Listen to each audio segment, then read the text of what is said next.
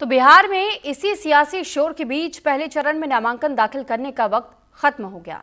यानी जिस तरीके से आखिरी दिन एनडीए और महागठबंधन के कई दिग्गजों ने नामांकन दाखिल किया, लेकिन पहले चरण में नामांकन के आखिरी वक्त तक लगातार बैठकों के बावजूद महागठबंधन में तय नहीं हो पाया कि कौन कितनी सीटों पर लड़ेगा चुनाव।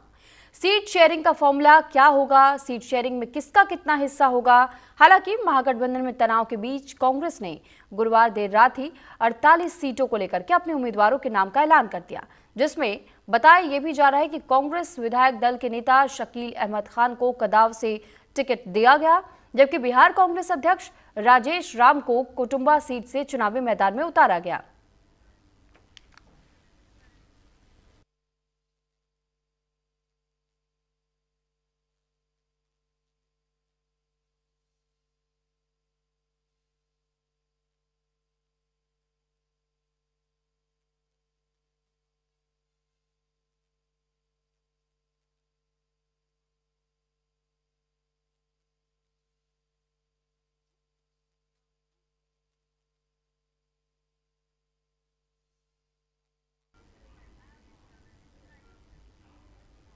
और इस बीच एक बड़ी खबर आपको बता दें कि बिहार चुनाव को लेकर के खबर सामने आई। एनडीए में अब सीएम फेस को लेकर के तकरार शुरू हो चुकी है। दरअसल सीएम का चेहरा अभी भी पूरी तरीके से फिक्स नहीं हुआ है और इसी को लेकर के इस बीच ऐसी भी खबरें हैं कि इस पर भी सियासी तूफान आना तो लाजमी है। नीतीश के नेतृत्व में चुनाव लड़ेगी एनडीए, यह अमित शाह की ओर से कहा गया। गृह मंत्री अमित शाह जब बिहार दौरे पर पहुंचे तो उन्होंने कहा कि सीएम कौन होगा यह विधायक दल तय करेगा।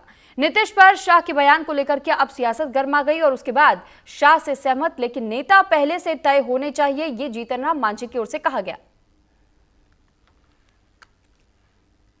एनडीए का प्रमुख नेताओं में हमारे अमित शाह जी हैं और यदि उन्होंने बात कही है तो उसको तो ऑथोरिटी ही माना जाएगा, अधिकृत माना जाएगा। तो हम उनके विचार से सहमत हैं क्योंकि हम एनडीए के पार्टनर हैं और जो कहे हैं कि चुनाव के बाद तय होगा तो उनके बात से सहमत है। लेकिन अपना विचार हमारा है व्यक्तिगत कि चुनाव के पहले नेता यानी होने वाले मुख्यमंत्री का भी नाम तय हो जाना चाहिए था।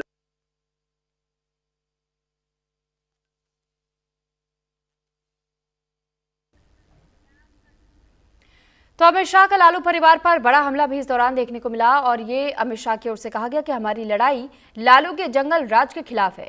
लालू और राबड़ी ने बिहार को जंगल राज दिया, लेकिन अमित शाह यही नहीं रुके। उन्होंने ये भी बताया कि कैसे एनडीए ने बिहार को जंगल राज से निकाला है। यह अमित शाह की ओर से उस दौरान कहा गया जब वो बिहार दौरे पर पहुंचे और जनता के बीच मौजूद थे, संबोधित कर रहे थे। उन्होंने इस बात का जिक्र भी किया कि मोदी और नीतीश ने मिलकर बिहार को बदल कर रख दिया है।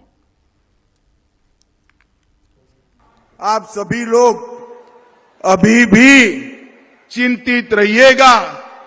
मैंने जनता दल की अभी आरजेडी की अभी सूची देखी है। वो सूची में शहाबुद्दीन के बेटे का नाम मैंने देखा है।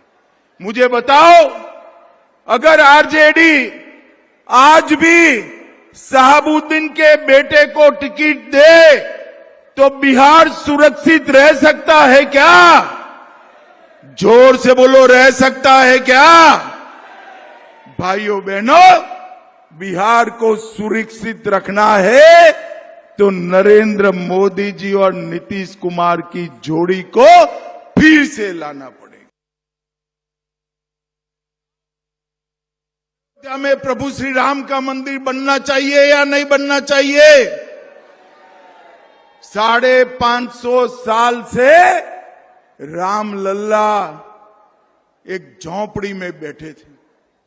नरेंद्र मोदी जी ने 2019 में राम मंदिर का भूमि पूजन भी किया और प्राण प्रतिष्ठा कर कर मंदिर का पूरा जीर्णोद्धार करने का काम नरेंद्र मोदी जी ने। और अब बिहार में भी पुनौरा धाम में मां सीता का भव्य मंदिर बन रहा है। भाइयों बहनों, मुझे एक बात का जवाब दीजिए, ये कश्मीर जो है हमारा है या नहीं है? अरे जोर से बोलो, है या नहीं है? धारा 370 हटानी चाहिए थी या नहीं हटानी चाहिए थी? मोदी जी ने धारा 370 को समाप्त कर हमेशा के लिए कश्मीर को भारत के साथ जोड़ने का काम किया। और ये लालू जी और कांग्रेस के राज में आतंकवादी खून की होलियां खेलते थे। अभी तो कांग्रेस और आरजेडी पर अमित शाह का बड़ा हमला भी देखने को मिला। पटना में गृह मंत्री अमित शाह ने यह कहा कि राहुल गांधी घुसपैठिया बचाओ आंदोलन चला रहे हैं। कांग्रेस और आरजेडी वाले घुसपैठियों का समर्थन करते हैं, एक एक घुसपैठियों को बाहर करेंगे। मतदाता सूची में घुसपैठियों को मतदाता सूची में रहने दो। क्या अभियान लेकर निकली? जरा तो शर्म करो। घुसपैठिया बचाओ अभियान लेकर राहुल जी निकले हैं। मुझे पूरा सदन बताए जरा बड़े आवाज से, बिहार की मतदाता सूची में बांग्लादेशी घुसपैठियों का नाम होना चाहिए क्या? किस प्रकार की वाहियात दलीलें करते हैं, और बिहार मान जाएगा? हम चुनाव आयोग की पहल का समर्थन करते हैं, केवल बिहार नहीं पूरे देश में से मतदाता सूची से घुसपैठियों को निकाल के। और यहां रुक रहे हैं एक छोटे से ब्रेक के लिए।